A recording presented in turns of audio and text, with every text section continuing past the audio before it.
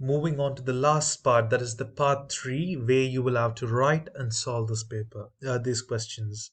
You'll be given paper to write the last 5 questions in this part 3, whereas 2 of them are bonus questions and 3 of them where the topics are mentioned.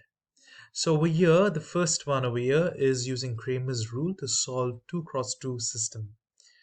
Now, Cramer's rule is a very effective rule where you can solve any system of equation if it's two system or three system by making a matrix. There are other ways to solve this as well, but since they are specified to use Cramer's rule, you have to follow the Cramer's rule. Now, first and foremost, you need to find the determinant of this matrix. Now, first of all, we need to write the augmented form of this matrix. That is, just write the coefficient before x and x2. Remember, if x1 is the first one, then even below x1 must be the first one. So the coefficients are 3, minus 4, 2, minus 1. So this is the matrix, and then this is the solution region. These are the constants. Sorry. Okay. So now we will have to consider this for now, the matrix, 3, 2, minus 4, and minus 1.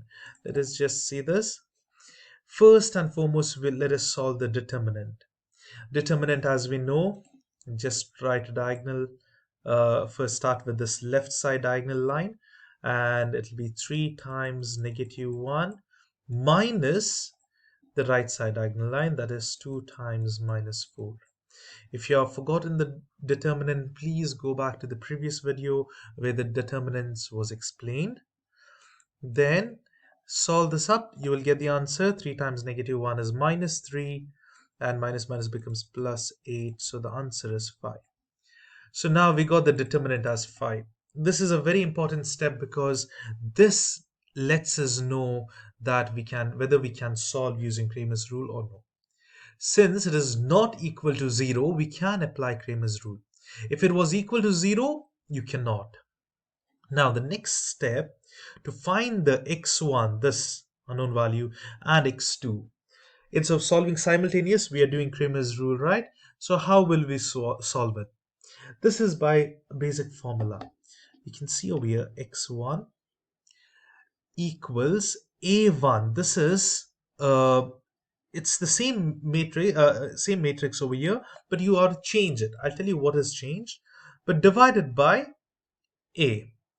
Now look carefully, this is not just matrix, it's determinant of that particular matrix. So now determinant of matrix A is 5, so divided by 5, it's very simple. But what about the top part? Determinant of what? A1, what does that mean?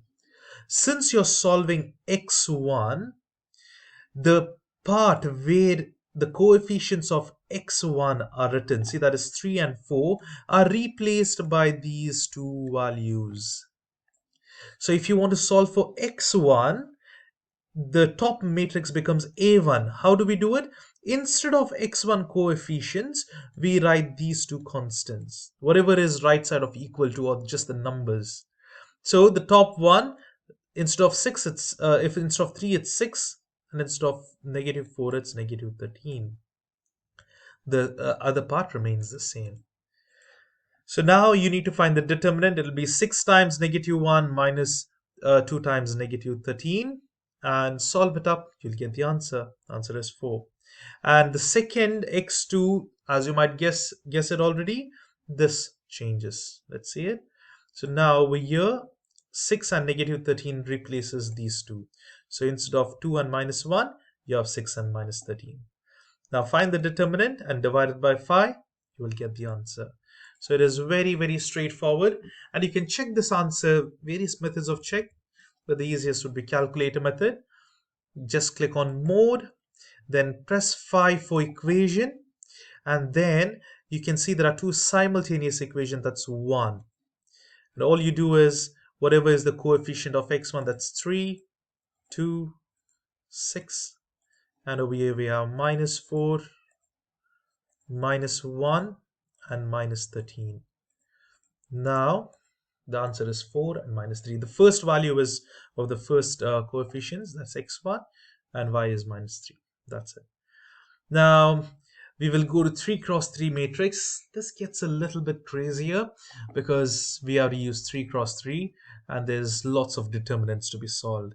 So it's not difficult, but it's very lengthy. That's what I could say.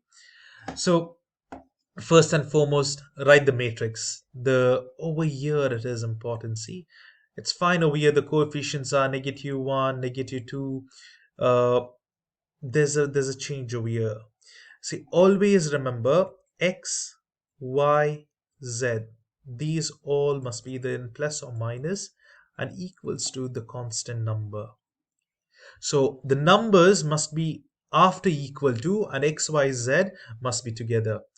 Look over here, this needs to go to the other side. So when you take it to the other side, you need to balance it. This becomes minus becomes plus, or add plus 4z on both the sides. You will get minus x minus 2 plus 4z. Similarly, over here you can see there is no z term. That means it's 0, but this 1 has to go to the other side. It becomes -1 because numbers all at another side. So the matrix is -1, -2, 4. This becomes positive.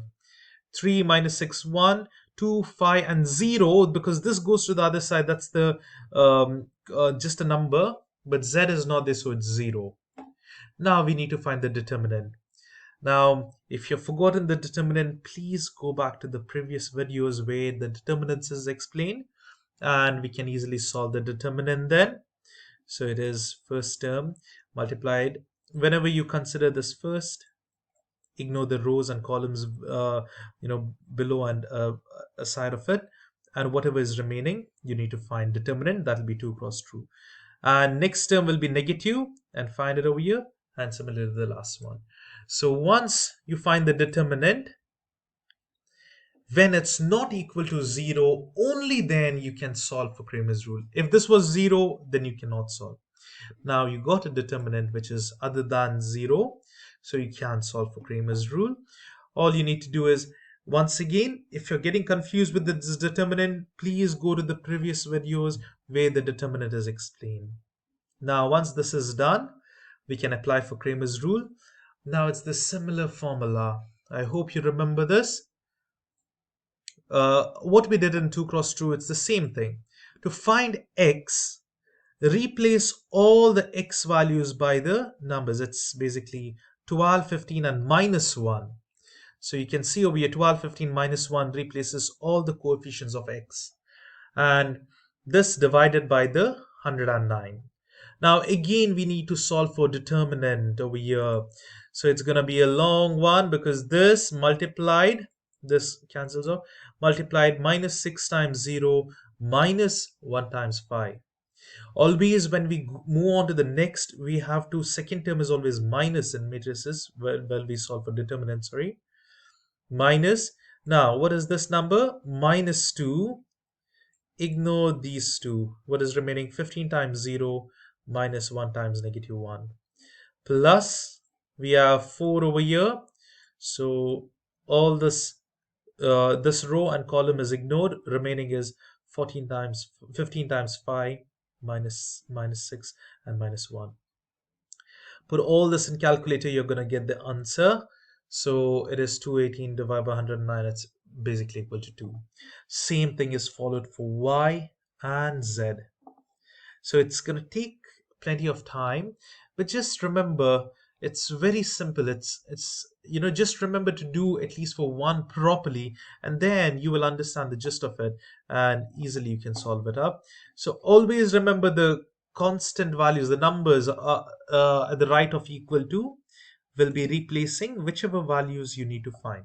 Instead of the coefficient of y, over here it's been replaced by the numbers. So that's how we do it, and then find the determinant. You will be getting the answer, and therefore the solution over here is x is 2, y is -1, and z is 3. We can check this in calculator as well. Press mode, equation is 5, and this is 3 equations. That's x, y, and z. That's option number 2. Now put in all the coefficients, -1, then -2, It'll be plus 4 when it comes to the other side, and equals to 12. And over here we get 3 minus 6, 1 and 15. And over here 2, 5, there is no z value, 0, and it's minus 1. So the answer over here would be 2, minus 1, and 3.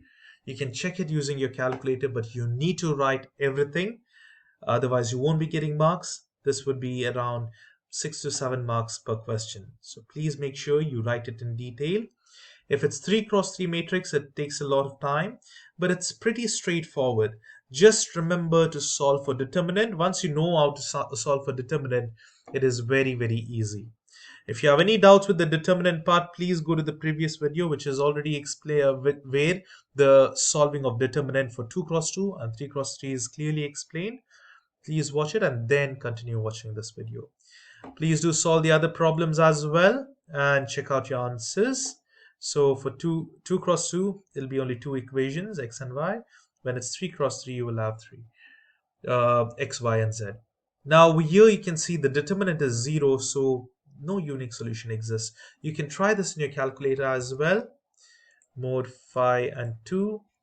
You will get an error. So 2 minus 1, 1, 1, 1, 2 minus 4, 3, 4, sorry, 3 minus 7, minus 8. I need to change one of the values.